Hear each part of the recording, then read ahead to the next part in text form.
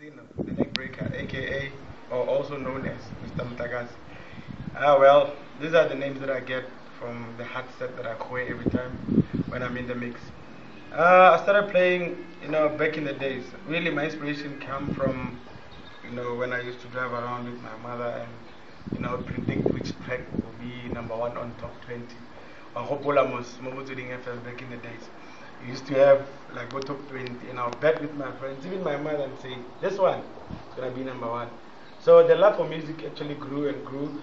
And I remember back in the days, during the 95, 94, 6, there were huge parties called Hosas.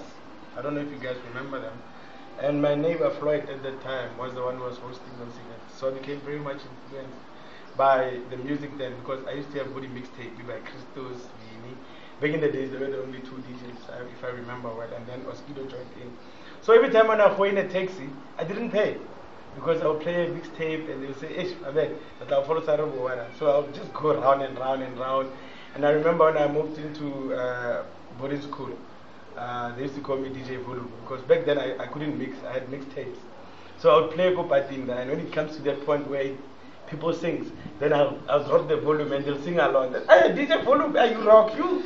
So that's how this whole thing started. And then I started pursuing the music industry. I remember back in the days I used to dance for Tebe. If you guys remember, we used to do events throughout the country. And when the club Rock and Roll opened, I think it was in 2000, Iggy Smalls, may so rest in peace, was the resident DJ there. And just before people come, you'd say, hey, play this one. This is how you mix. And that's when the DJing part of things came in. But there was a lot of interest in music, although there's no background per se at home. Yeah, music. My mother never played an instrument, nor did my father even sing in a choir. But it was a question of me feeling a bit that I'm still feeling it even up to today. To me, it's not really about money. Yes, money is important, but it's more about music. Because without music, there's no soul, I believe in me. So, fast forward, come to the 2003, I moved to Kimberley, I met Mandla, and we started playing in the back group.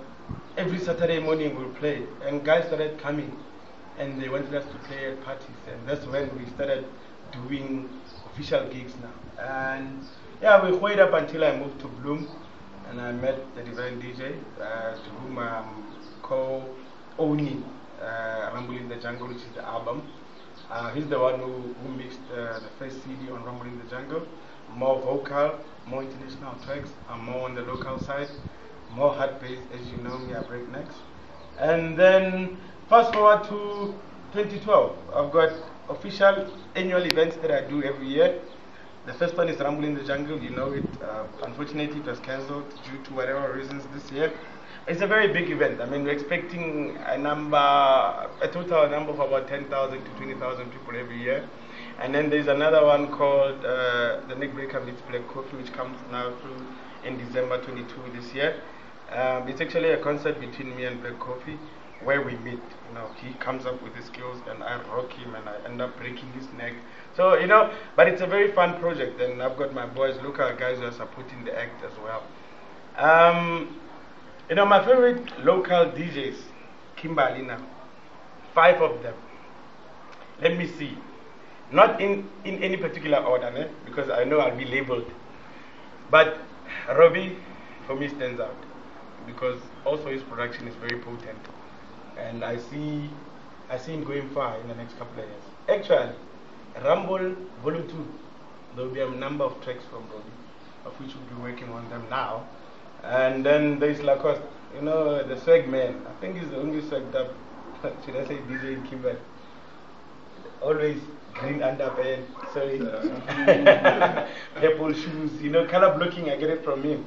But he's got a lot of energy, of which I think, a lot of DJs need. And then there's Flex. Flex is very versatile, He can rock you with a hip hop set, R&B set, and right in between it, or just any other given day, he'll rock you with a very soulful set. Then we've got Chip Zito. Chip Zito, I see myself in him, He's more of a club banger, very much determined, and he's very straightforward, just like I am. If he doesn't like something, he tells it like it is. And then, of course, we've got K9. K9, to me, is one of the underdogs in the industry. You know, he's got a lot of soul. He's got a lot of passion. But I just hope that people understand him and where he's trying to go to. But I think in the next 2 to 3 years, K9 will be actually ruling the industry in Kimberley. And then you've got my favorite guy. I mean, we'll be working forever ever since, KG Smalls. You know, KG, I remember I met him, I think it was in 2005. And back in the days, we used to rock vinyls and, you know, we would play tracks. But now, KG Smalls, the way he likes to rock, man, even when we are just two of us and we say, you know what I mean, we're in this deep set, KG will just come up, you know, and rock you with that set as if there are a lot of people. But that's how passionate he is. So those are my top 5. I think I haven't forgotten anyone. Those are my top 5 in Kimberley. In South Africa, I can name them in this particular order. Number 1 in the world for me, Ginny Da Vinci. It goes without saying. Everywhere he goes, he just knows how to turn up the spirit. Number 2 obviously will be Christos, and then Black Coffee. And then you've got guys that are really pushing it, but are not really up there. You know, I'm talking about Spike. You know Mr. Spike from Bloom? He'll rock you. But, you know, the brand is not there yet. But in terms of him giving you a set, I mean, you can really feel him. And then, of course, you've got my boy Divine DJ. He'll surprise you. You know, he'll just rock you. And I think that is why he's my partner, because we complement each other quite well. And then lastly, I think nationally, Nana. You know, Nana is one guy who's forever in the mood of a great set.